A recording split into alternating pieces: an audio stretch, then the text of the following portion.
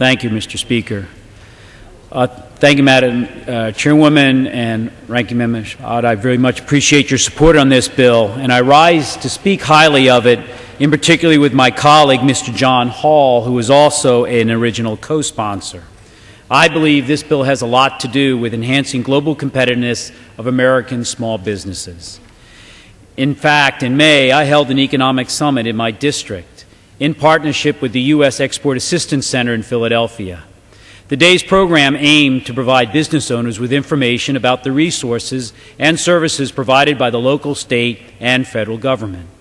The panels that day particularly focused on how to help local small businesses export their products to foreign markets, as well as on how firms interested in expanding their businesses overseas could obtain trade financing.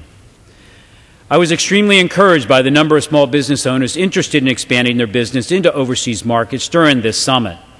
However, this should come as no surprise, since small businesses make up 97% of all exporters and have contributed greatly to the growth of exports overseas.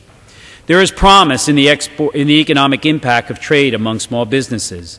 For example, with assistance from the Philadelphia Export Assistance Center, Nielsen Kellerman, a small business in my district that designs and manufactures waterproof electronics for the use in the rowing industry, worked with trade specialists to expand globally, and since 2001 has signed 9 dealer agreements in Germany and has successfully sold products in Southeast Asia, Europe, Central America, and the Middle East. The firm continues to utilize the Export Assistance Center for business counseling and guidance to further expand their business overseas.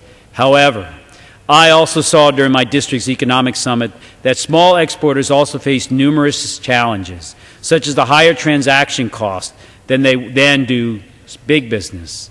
They assume greater risk than larger exporters, and they experience burdensome custom requirements which limit their access to foreign markets, impeding small firms from maximizing their full potential to expand their enterprises.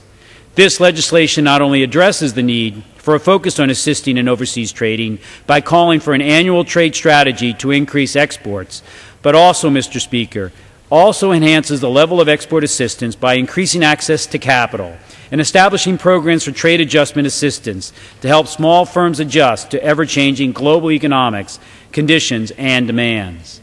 I believe the Small Business Administration Trade Act is a comprehensive legislation that is critical to the economic security of our nation, and urge my colleagues to support this legislation.